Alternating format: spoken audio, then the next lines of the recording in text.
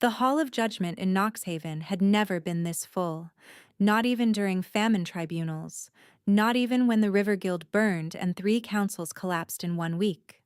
Orion stood in the witness circle with winter melt still dripping from her boots, and every eye in the room fixed on the black mark at the base of her throat that had once been faint enough to hide under ash and dye, until fear and proximity turned it bright as struck metal. The scribes were already writing.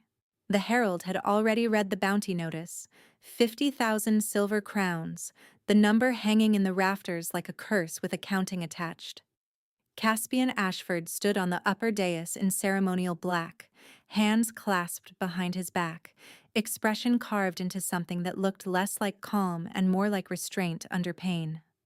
Orion had spent 2 weeks telling herself that face meant calculation. It meant she was a legal burden, an unwanted designation he had arrived to process before someone else stole her for leverage. Now his Aunt Celine was at his left, treaty scroll unrolled, speaking with practiced sorrow about stability, continuity, bloodline legitimacy, and the need to place Orion into a politically suitable bond before spring campaigns began. Varric Thorne, the beta commander, guarded the right stair with his jaw set and his shoulders rigid, as if he could hold the kingdom together by force of posture alone. Mara Voss sat 3 benches back, registry clerk robes wrinkled from a night without sleep, hands clenched so hard her knuckles looked colorless. Orion could feel the room waiting for her to shrink, to deny, to become manageable. Cellini finished by naming 3 allied houses willing to bid treaty concessions in exchange for Orion's consort designation, and the word bid sliced through the hall clean enough to stop even the scribes for 1 beat. Caspian took 1 step forward. "The treaty is void." 4 words. No explanation offered, no room left in them for negotiation.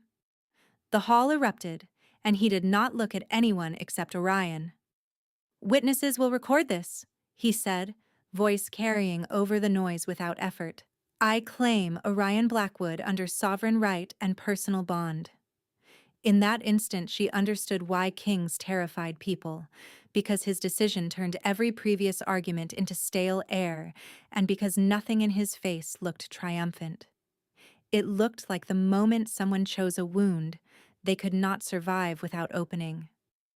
To understand how she reached that circle, and why saying yes to him took more courage than running had, the story had to move back to a mountain village in 2016, where Orion learned in public what her body had apparently known since 2004. She had been 12 at the designation confirmation rite, old enough to stand still through ritual heat, old enough to notice where her mother looked when she was afraid. The Blackwood pack gathered in a ring around the pyre, elders chanting lineage names Orion had memorized and never expected to matter to her. She was a half-blood girl with no territory rights, no inheritance claim, no reason for anyone beyond immediate family to invest in her future.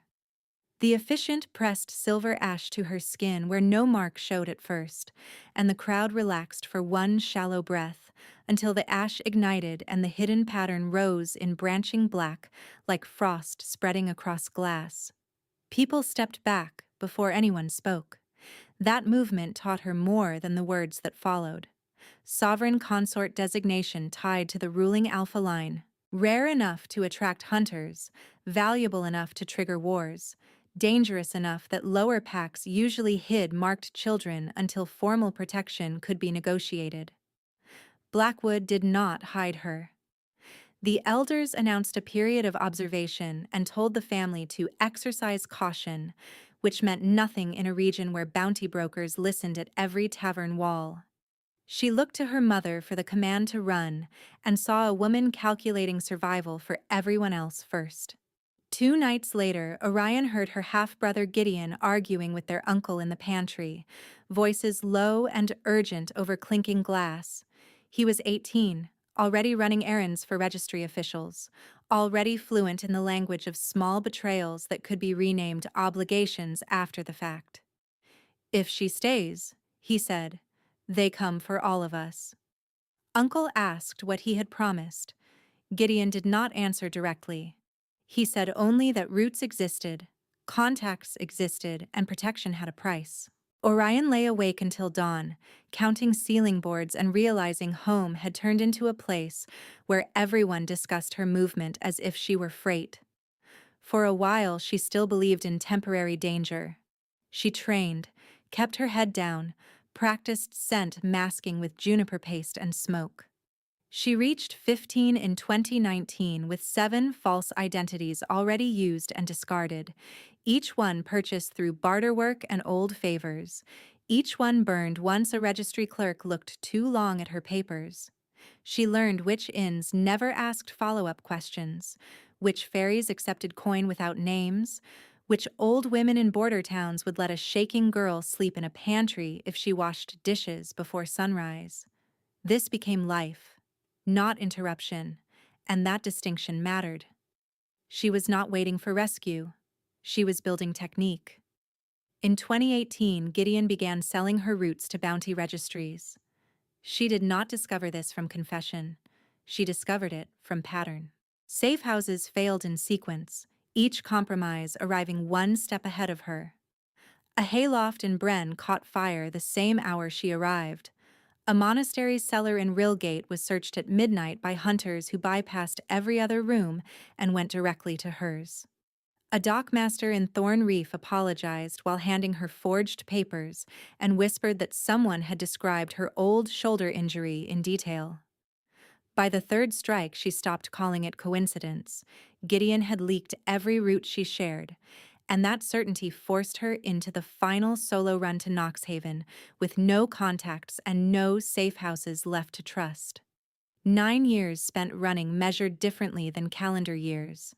It measured in exits memorized before meals, in doors she never sat with her back to, in learning to read a room by who watched too carefully when she entered.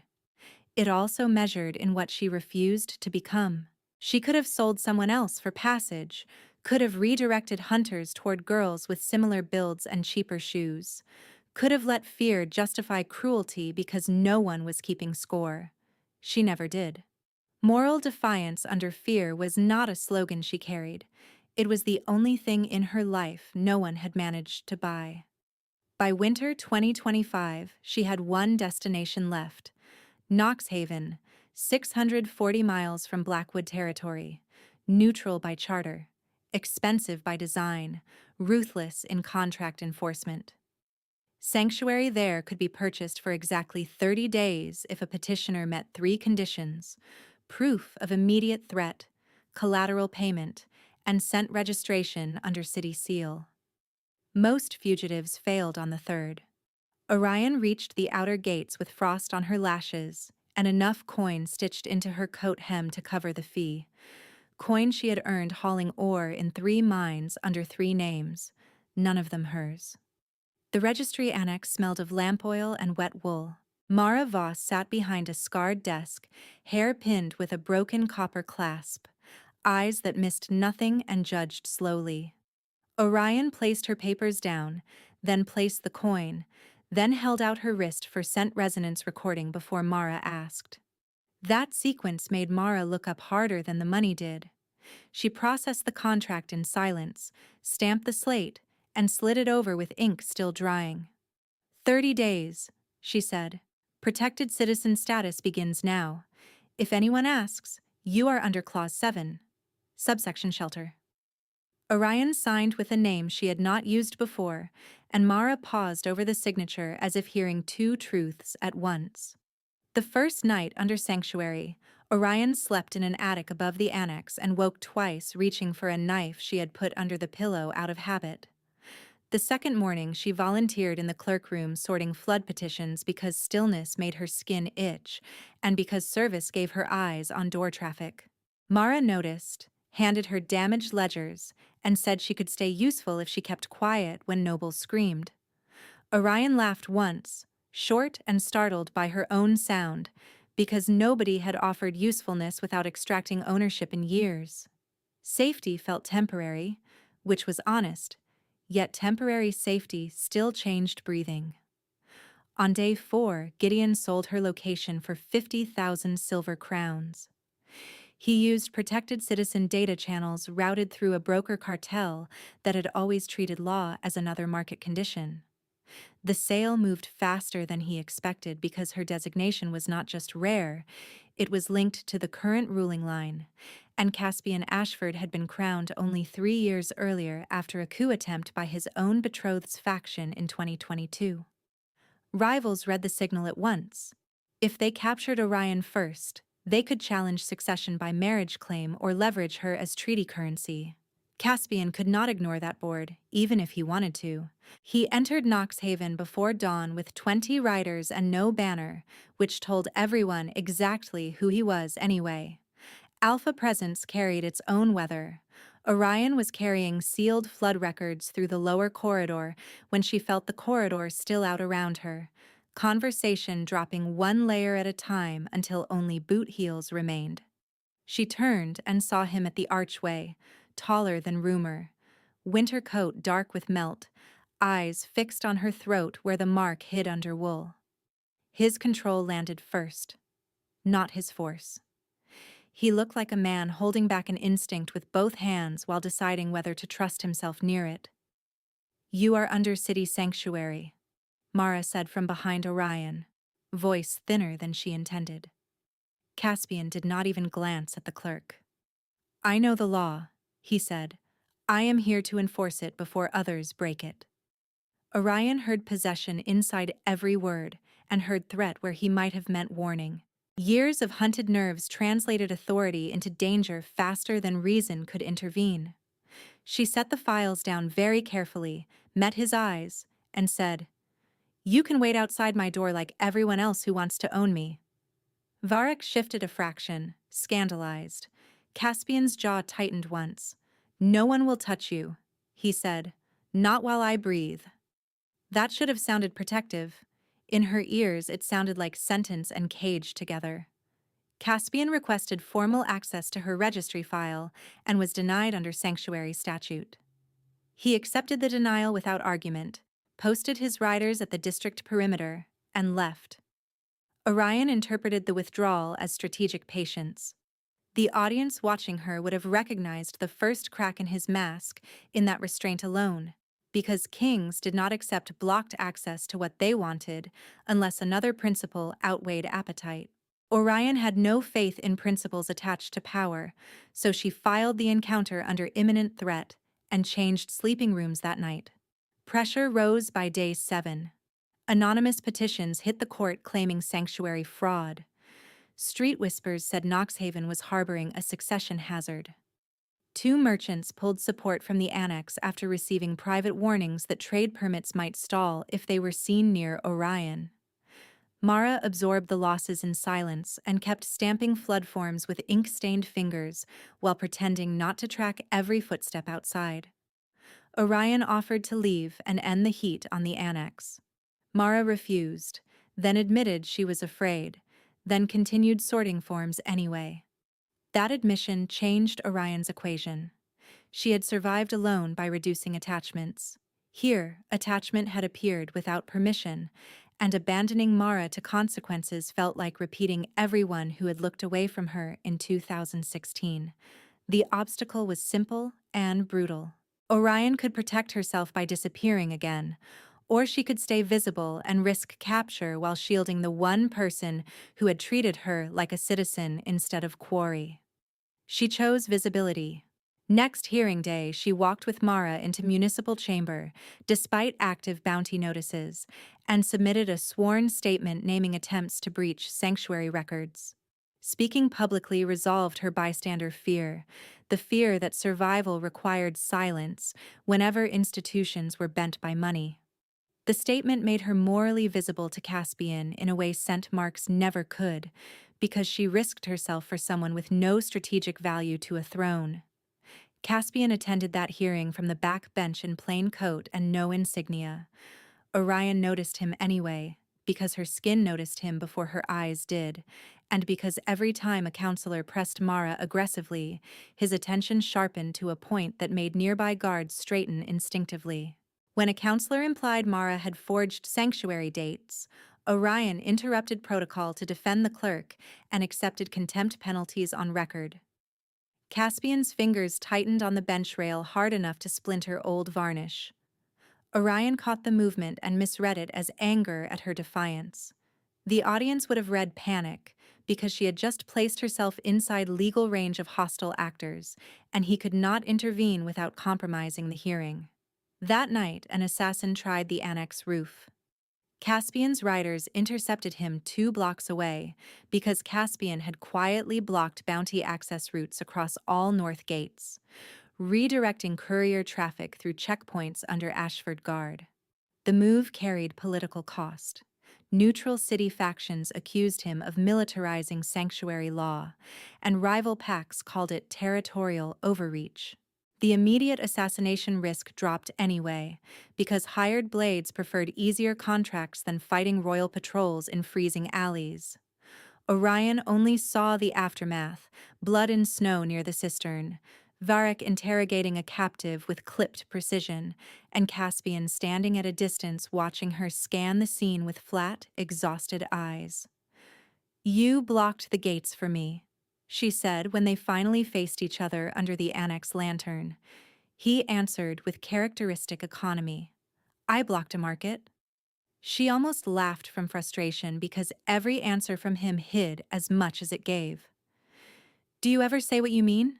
she asked. His gaze shifted to the lantern flame, then back to her. "When proof exists," he said, "not before." She did not know he had lived by that rule since the 2022 coup, suppressing every visible bond reaction until court proof existed, because showing attachment before evidence had once turned private feeling into a weapon. He left again before she could decide whether that line was warning, confession, or insult. The next morning, she found 3 bounty brokers had withdrawn active notices from Knoxhaven sector. Someone had made hunting her unprofitable. Celine arrived on day 12 with diplomats and rolled maps, wearing mourning silver as if politics were a funeral she had agreed to host. She embraced Caspian in public, kissed his cheek, and immediately requested a restricted council on succession security.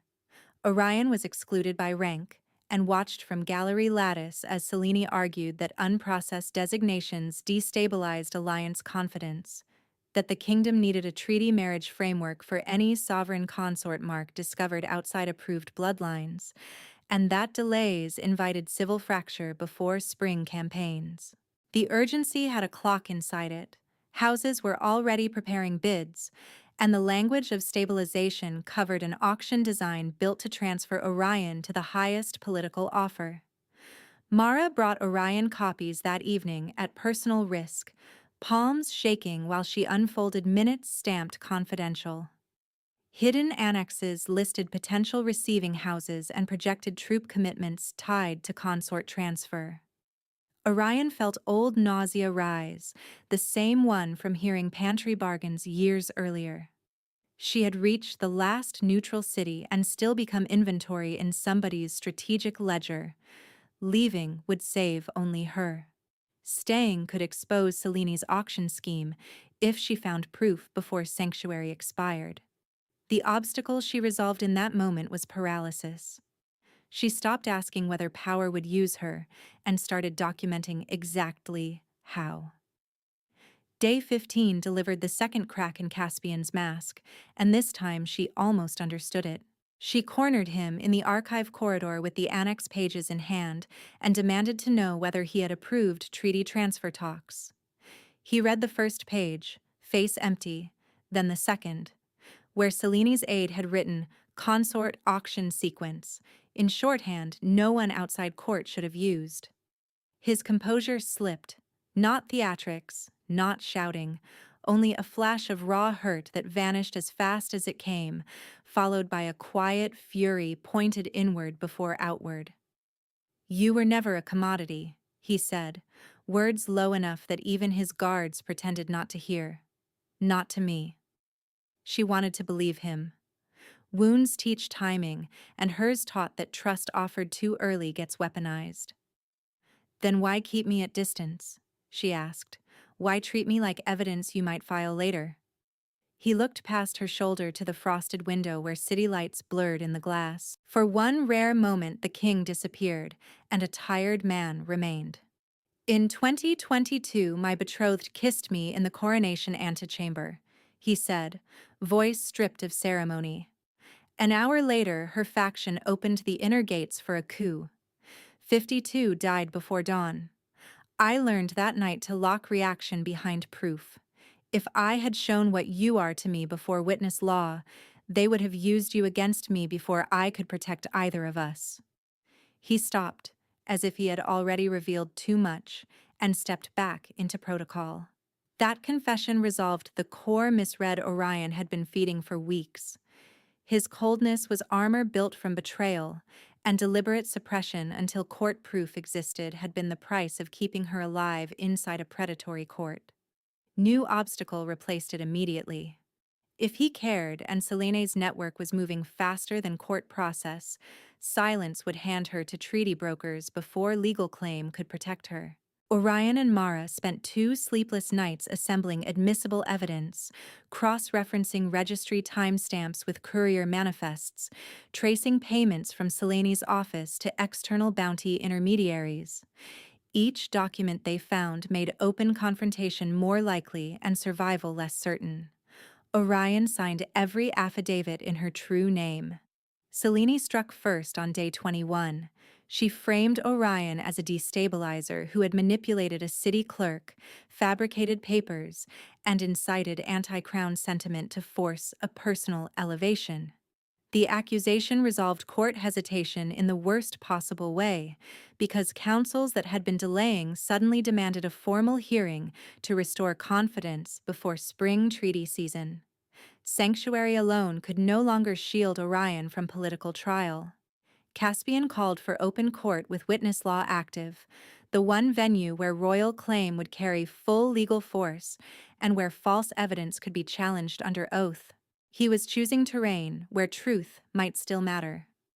Varric confronted Orion in the training yard an hour after summons were posted. Snow had hardened into crust around the practice ring. He informed her he had filed formal resistance to any immediate consort installation unless she met a command trial in front of guard witnesses. "You do not walk into that hall on sympathy," he said, not cruel, only rigid with duty. "If he claims you, the command structure answers to your presence. I need proof you do not break under pressure." She heard the challenge beneath the words and understood its function. He was resistance made person, traditionalist fear given rank. If she failed here, her installation would look passive, imposed, exactly the narrative Selene wanted. Orion accepted trial combat terms with wooden staves and first blood rule, despite knowing Varric outweighed her by half again. The fight lasted under 2 minutes and changed 3 relationships. Varric drove hard and clean, expecting defensive retreat. Orion used his expectation, gave ground twice, then stepped inside his reach on the 3rd rush and redirected his momentum toward the boundary stakes, taking a strike to her shoulder to land one to his forearm. First blood ran from his sleeve and hers at the same time, yet the judge marked her touch as decisive by line control. She did not celebrate. She offered him her uninjured hand while bleeding through wool. He took it after one long breath. Respect did not bloom. It settled, which was stronger. Day 24 opened with black clouds over Knoxhaven and caravans already gathering for rumor fallout. The hearing hall filled before sunrise. Gideon appeared in chains as witness for prosecution, hair oiled, smile calculated, and Orion felt old grief flare under anger because siblings were supposed to be memory and shelter, not transaction risk. He testified that Orion had invented threat stories to extort Sanctuary, that she had a history of deception under 7 aliases, and that he had only shared location data to restore lawful custody. Mara's knuckles whitened around her testimony tablet. Caspian listened without visible reaction, which now Orion recognized as effort, not absence. When cross-examination opened, Orion took the stand instead of yielding to counsel. Active choice, full risk. She submitted the courier receipts showing Gideon received staged payments through broker shell accounts in 2018 and again in 2025, each transfer timestamped during active sanctuary term. She described the Bren fire, Rilgate cellar raid, Thorn Reef dock warning, and named dates that matched registry pursuit logs. The court clerk read the legal standard for treason under neutral charter: sale of protected citizen location data during active sanctuary. Gideon tried charm, then indignation, then threats disguised as concern. Evidence held. The room turned on him slowly, like weather fronting over water. Celine moved next with polished sorrow, admitting exploratory treaty drafts while denying auction intent, claiming language had been misunderstood by clerks, untrained in high diplomacy. Mara stood to testify, and her voice shook on the first sentence, steadied on the second, and cut clear by the third. She identified Celine's aid signatures, produced duplicate ledgers, and confirmed back-channel offers tied to Orion's transfer. Orion then read the annex line, consort auction sequence, into the record and tied it to Celine's accelerated treaty calendar, exposing that the hearing itself had been forced to clear the sale before spring musters. Celine's counsel attacked Mara's rank, her pay grade, her right to interpret strategic terms. Mara answered each question directly and never looked away. Orion watched Caspian watch Mara and saw gratitude move across his face, like something he had not practiced showing in public.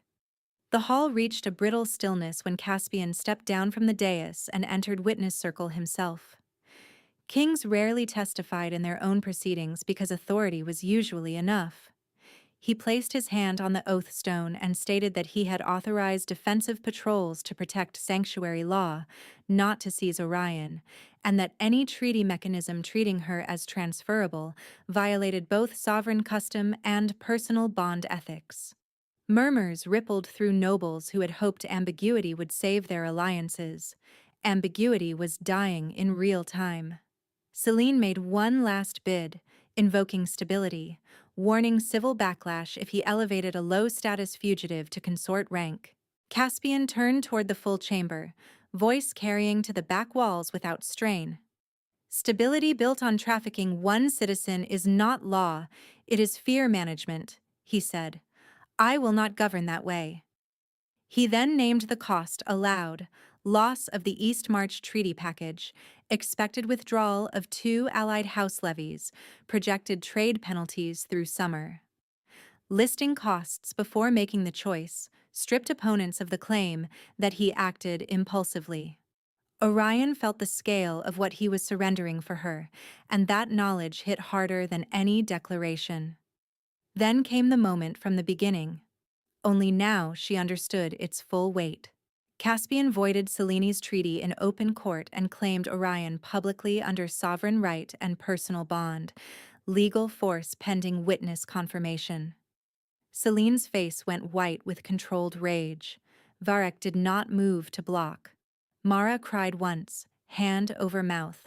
The judges asked Orion for acceptance statement, and every survival instinct she had built over 9 years screamed that permanence was the one risk she had never taken safely. Running, she understood. Trust, she did not. She looked at Gideon, at Celine, at the crowd waiting to see if fear would choose for her again. Obstacle resolved in one sentence she had spent years being unable to say. I accept, and I testify this claim is chosen, not compelled. She added conditions before anyone could frame her as passive prize. Mara would be protected under royal charter. Sanctuary statutes in neutral cities would be reinforced by interpack penalties. Registry transparency audits would begin within 30 days. Caspian answered each condition with a single word: granted, then repeated them for the record so scribes could not soften meaning later.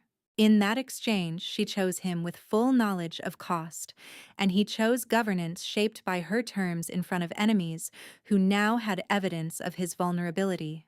Sentencing followed before adjournment. Gideon was convicted of treason under sanctuary charter and remanded to fortress custody pending labor tribunal assignment, his broker assets seized to compensate families harmed by leaked routes. Celine was stripped of treaty authority and exiled to the monastery fortress at Grey Bastion, departure at dawn under honor guard, with the court stating her auction scheme against a protected citizen as the explicit ground for exile. She left without looking at Orion. Varric signed enforcement orders himself and stamped them with command seal, a visible signal that military hierarchy accepted civil verdict and her earned standing. Civil backlash came exactly as predicted. East March suspended talks. 2 minor houses recalled levy captains. Market chatter turned vicious for a week, with pamphlets calling Orion usurper, witch-marked infiltrator, street-born queen. Caspian did not hide her in palace rooms while noise burned itself out. He seated her beside him at public petition hour on day 2 after claim, then asked her to review flood restitution files in front of the same merchants who had abandoned the annex. Visibility became policy, not spectacle. Every appearance answered the old wound from 2016, the public rejection that had taught her to fear attention. Public recognition now countered it at equal volume. Varric's final resistance resolved 3 days later in council drill. He requested Orion observe command simulations for border response, likely expecting symbolic attendance. She identified a gap in courier relay that would leave winter villages without medics for 36 hours during blizzard cutoff, then volunteered to reroute reserve teams using registry roads she knew from years running. Varric tested the plan, found it worked, and amended doctrine with her route map attached under joint authorization. He did not call her Your Grace yet. He called her Orion in briefing and listened when she spoke. Acceptance arrived by function, which suited both of them. Mara moved to the capital within a month and took post as council registrar, title written plain on office glass without honorary padding. She kept the same broken copper clasp in her hair and the same habit of tapping ledgers twice before opening. Her first policy draft under Orion's sponsorship created sanctions for any registry clerk who sold protected citizen data, plus emergency witness protection for whistleblowers. Clerks across 3 territories copied the standard before spring thaw. Mara laughed when she saw the adoption notices and said she never expected bureaucracy to feel like revenge in clean clothes. Orion laughed with her, and the sound no longer startled her. Caspian and Orion did not become simple after the claim, and the story stayed honest by allowing that. His instinct under stress still moved toward silence. Hers still moved toward exit routes. They built new reflexes deliberately. When council conflict spiked, he told her what evidence he was waiting for instead of withdrawing without explanation. When fear told her to disappear during threats, she told him she was planning contingencies instead of vanishing overnight. Intimacy for them looked less like dramatic speeches and more like repeated choices under ordinary strain. One night in late thaw, she found him in the archives staring at old coup reports, hands shaking once over page margins. She stood beside him without speaking until his breathing eased, and he leaned into her shoulder as if relearning gravity. Spring Court held their public bond ratification in the same hall where she had once been listed as transferable asset. Witness law required mutual statements again, and this time neither voice shook. Caspian stated that sovereign authority did not erase consent, it depended on it. Orion stated that protection without autonomy repeats the old hierarchy in prettier language, and she accepted none of it. They sealed the bond before full chamber and then walked down the center aisle together, no one behind her steering direction, no one ahead of her claiming space she was forbidden to enter. By midsummer, the East March houses reopened talks under revised terms because trade winters taught hard lessons faster than ideology did. The levies returned with negotiated oversight clauses Orion had insisted on, clauses tying military aid to sanctuary compliance in border cities. Critics still existed, as they always would, yet they now had to argue policy instead of body ownership. That distinction changed the kingdom's moral weather. Caspian's choice had cost him alliances, reputation safety, and the political ease of predictable tradition. Orion's choice had cost her the final exit she always kept in reserve, the belief that leaving first could prevent being abandoned. Each cost remained real. Each was paid knowingly. Gideon's case closed before Harvest Tribunal. He petitioned for sentence reduction by offering broker networks in exchange for leniency. Orion attended the hearing and listened without interruption, while he framed himself as necessary evil in dangerous times. When asked for victim statement, she did not request harsher punishment. She requested permanent disqualification from all registry access and mandatory restitution labor for families exposed by his leaks, including names he had never bothered to learn. Accountability over vengeance. She walked out before he finished shouting. The door shutting behind her sounded like an era ending, not a victory fanfare. Celine departed Grey Bastion once each year for supervised monastery council, and sent one letter in winter requesting audience. Caspian brought it unopened to Orion and asked her preference. She chose no audience yet, and he burned the seal in brazier flame without reading a word. Trust between them lived in these small transfers of decision power. He no longer assumed his title entitled him to set emotional terms for both of them. She no longer assumed his silence meant withdrawal. They were still two wounded people learning the same language from opposite directions, which made fluency slow and honest. On the first anniversary of Knoxhaven hearing, Orion returned to the city in official procession and asked for one stop before any ceremony. She walked alone to the annex attic where she had slept with a knife under her pillow on day one of sanctuary. The room looked smaller than memory, window latch still loose, floorboard still creaking near the door. She placed her old forged identity papers in the stove and watched 7 names curl into ash. Not denial of who she had been, acknowledgement of what she no longer needed to survive. Mara met her downstairs with registry children carrying fresh ledgers, and Caspian waited at the gate without escorts, giving her space to finish before he stepped beside her. That evening, Knoxhaven held public petition hour in the square, where bounty notices used to hang. Orion took the center table, reviewed sanctuary complaints from 3 caravans, and signed direct relief orders while citizens watched. A woman in miner's clothes approached with shaking hands and asked whether protected citizen status truly applied to low-rank families. Orion answered by reading the statute aloud and stamping the woman's petition first. Caspian stood 2 steps behind and to the side, present, armed, silent until needed. The arrangement said everything the kingdom had struggled to learn. Protection and choice could occupy the same frame. When night settled over Knoxhaven, they climbed the old east wall where wind carried river cold and distant forge smoke. Orion leaned against stone warmed by day's weak sun and felt, for the first time she could remember, no urge to count exits. Caspian removed his gloves, took her hand, and traced the sovereign consort mark at her throat with a touch so careful it felt like apology and promise together. "I saw you before I understood you," he said, voice roughened by the honesty he once rationed. "Now I choose with full sight." She answered with the line that had once frightened her more than hunters. "I am not running." They kissed there, not as coronation theater, not as legal performance, simply as 2 people who had paid for this moment in years and blood and difficult truth. Below them, the city moved through ordinary evening sounds, carts rattling, bakers closing shutters, a child laughing in the lower lane. Ordinary life, the thing power so often claimed to protect while crushing people on the way.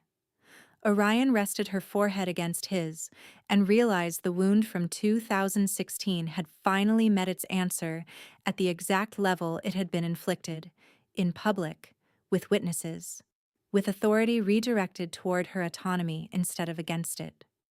By winter's return, the title queen consort no longer sounded like an auction label in anyone's mouth. It meant the woman who rewrote sanctuary enforcement, the runner who knew every hidden road, the witness who faced her brother in open court and did not surrender the truth for comfort. It meant the king who broke a treaty to prevent one person from becoming property and accepted the backlash without asking her to disappear for convenience. Their life held work, conflict, sleepless policy nights, and stubborn tenderness. It also held permanence freely chosen, the rarest thing in either of their histories. In the final ledger for that year, Mara entered one line under civil reforms adopted across the Ashford Dominion, witnessed royal claims require explicit verbal consent and independent court recording before enforcement. She blotted the ink, smiled at the precision, and closed the book. In another room, Orion slept with no knife under her pillow. One hand curled toward Caspian in the dark, while snow gathered quietly on the palace eaves, and the kingdom learned, slowly and with resistance, that power choosing one woman could also mean changing the rules for everyone who came after her.